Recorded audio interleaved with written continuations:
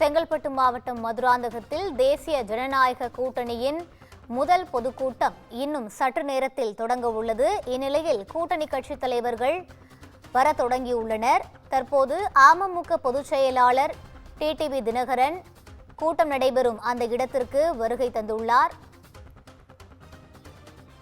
இதுகுறித்த கூடுதல் விவரங்களோடு இணைகிறார் எமது செய்தியாளர் சிவகுமார். வணக்கம் சிவகுமார், கூடுதல் விவரங்களை பகிரலாம்.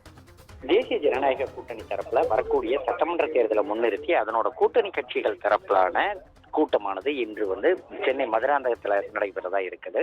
இதுல பாத்தீங்கன்னா பாரத பிரதமர் மோடி கலந்து கொண்டு அதன் அடிப்படையில அந்த கட்சிகள் எல்லாமே ஒருங்கிணைப்பார் அப்படின்னு சொல்லி எதிர்பார்க்கப்பட்டது.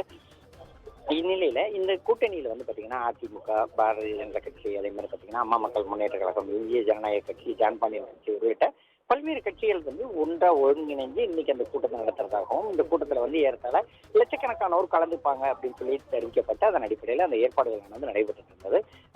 மதியம் 2:10 மணி அளவுல விமான நிலையத்துக்கு இறங்குவார். அப்படி பிரதமர் இறங்குவார். சென்னை விமான நிலையத்தில் இறங்கி அங்கிருந்து ஹெலிகாப்டர் மூலம் மதுராந்தகம் வருவார் அப்படின்னு சொல்லி அறிவிக்கப்பட்ட நிலையில பிரதமர் வருகை தாமதமாயிட்டு இருக்கிற சூழ்நிலையில தற்போது மேடைக்கு டிடிவி வருகை தந்திருக்கிறார். தினகரன் தற்போது வருகை தந்திருக்கிறாரு. வருகை தந்ததோடு இல்லாம அவர் அதே சூழ்நிலையில பாத்தீங்கன்னா தமிழக பாரதிய ஜனதா கட்சி தலைவர் நயனா நாகேந்திரன் தற்போது அந்த கூட்டத்தை கட்டுப்படுத்தும் முயற்சியில ஈடுபட்டு இருக்கிறாரு.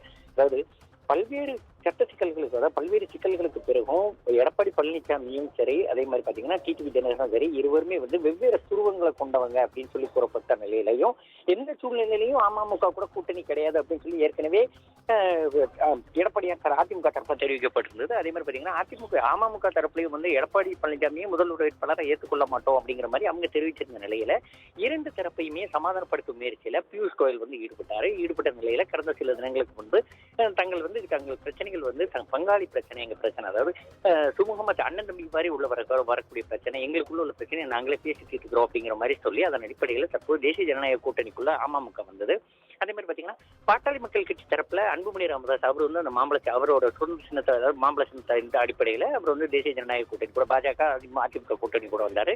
ஏற்கனவே பாஜக தரப்புல சொல்லிட்டாங்க, அதாவது கடந்த வரக்கூடிய தேர்தலில் வெற்றி பெறும் பட்சத்துல எடப்பாடியார் முதல்வரா வருப்பாரு அப்படின்னு சொல்லி தெரிவிக்கப்பட்ட நிலையில தற்போது ஒரே மேடையில எடப்பாடி பழனிசாமியும் அதே மாதிரி டிடிவி தினகரன், அதே மாதிரி பாத்தீங்கன்னா பிரதமர் மோடி உள்ளிட்ட முக்கிய தலைவர்கள் எல்லாருமே கலந்துக்கிறதுக்காக இருக்கிறாங்க. இதுக்காக இன்னைக்கு 2:10 மணி அளவுல திருவனந்தபுரத்திலிருந்து கிளம்பக்கூடிய விமானப்படைக்கு சொந்தமான விமானம் மூலம் 2:10 மணி அளவுல சென்னை மீனம்பாக்கத்துல இறங்குவாரு.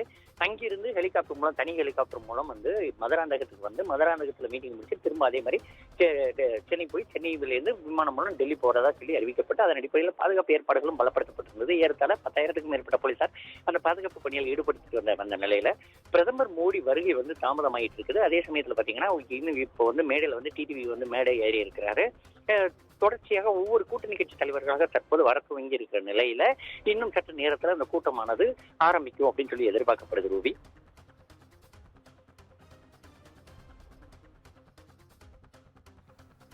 விவரங்களை வழங்கியமைக்கு நன்றி சிவகுமார்.